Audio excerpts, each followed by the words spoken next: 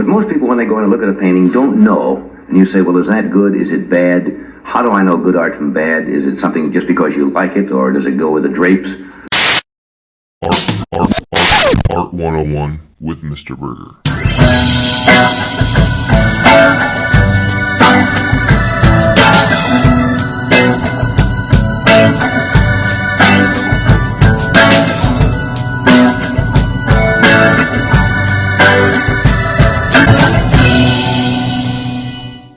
Well, hello friends, and welcome to another episode of Art 101 with me, Mr. Burgher. I'm a professional artist and master educator attempting to bring you the best in art historical content. If you like this video, make sure that you interact with it, and I appreciate you for that. Thank you. Look, I'm retired. Now, one of the great works with a Christianity type theme is a work by an artist by the name of Matthias Grünewald, German artist, a Germanic artist. And he created a work called the Isenheim Altarpiece.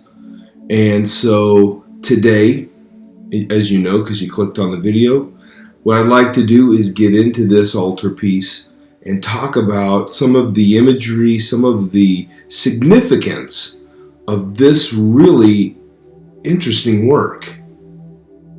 First off, I think it's important to start at the beginning. Matthias Grünewald, or commonly known as Grünewald, well, sort of. So the name was given to him about 150 years after he had already died. I'm going to ask you a question, hypothetical. Okay. Right, so how do you get a name 150 years after you die? Johann von Sandrart was writing a biography on the artist, but he discovered that there were multiple names associated with multiple art pieces that had been created by him. He was Master Matthias by some, Grünewald by others, sometimes Matthias Grünewald, or sometimes even Matthias Neithart. So after some detective work, it was discovered that all of these names belonged to the exact same guy. So they just decided to call him Grünewald to eliminate all confusion. From there, all of the parts of all of the different names were assembled to build his biography. So in a really small nutshell, here's where the names come from. He was born Matthias Grünewald, and he chose to add the Neithart part because he married a widow and he adopted her son, so he didn't want them to have different last names, so he added it onto his. And Grünewald was just a professional name. Anyway, early in his career, he did some carving and painting, and he would continue to have his own studio for about 25 years. We don't know where his training came from exactly, but we know that he was trained in painting, architecture, engineering, and possibly even woodworking. When we look at his work, every single thing he did was religious, and that was because all of the commissioned works were done by churches or someone working for a church. Grünewald absolutely loved his work and loved what he was doing, and it is believed that he was a manic depressive, and he would definitely seclude himself away from others and only focus on his artworks. There's really no other place to be. Although there are only a few examples of his work still around, one of his greatest pieces is the one we're talking about today, the 2 fixed and 4 movable wings of the Isenheim Altarpiece. And this is a work still around that we can still enjoy to this day. This is a work that shows and demonstrates his Italian ideals of perspective, optics, and anatomy. As an artist, he's often compared to one of his countrymen and contemporaries, Albrecht Dürer. They both used some Italian iconography and symbols, but in my mind, it looks like Grünewald is a lot less interested in really focusing in on the Italian artistic style and a lot more doing his own thing, which is more in alignment with Germanic traditions. It is believed that Grünewald wanted to find a successful home studio. He was very faithful to German ideas in the Gothic tradition. We see a lot of these Gothic elements in the Isenheim Altarpiece.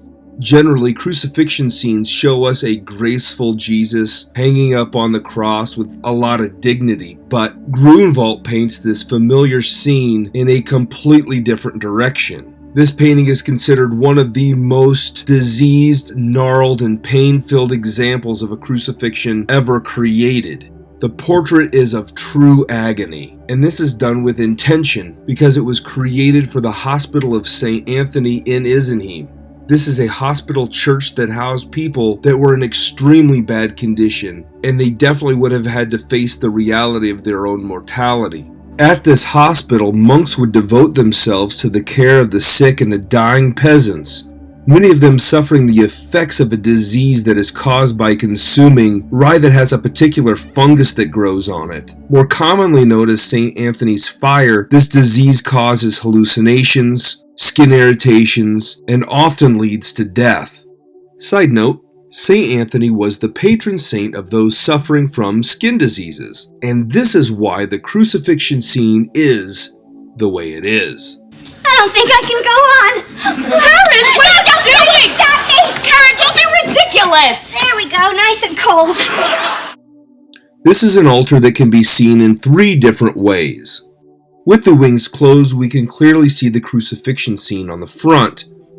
This macabre and distorted Christ is stretched on the cross, with visible pocks and thorns stuck into his skin, as his mother and Saint John the Evangelist look on while John the Baptist gestures towards the suffering body. And typically we don't see John the Baptist in the crucifixion scene because he wasn't really involved in that at all. And so his presence is very symbolic. It's symbolic of his being the last of the prophets to announce the coming of the Messiah. At the feet of John the Baptist, we see a lamb, which is a symbol or metaphor of Christ himself. On either side of the crucifixion, we can see images of Saint Sebastian and Saint Anthony. When they are opened, it displays this second view. The second position emphasizes the resurrection. From left to right is a flash of his entire life. The bottom panel contains a sprawling image of the dead Jesus painted with really gruesome welts and punctures and all kinds of skin ailments that just illustrate a horror on a different level than ever seen before or really since. And here we can also see a depiction of Mary Magdalene obviously upset and crying.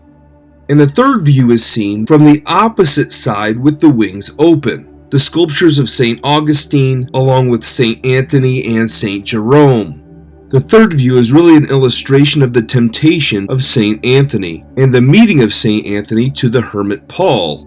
And at the bottom we see Christ with the 12 apostles.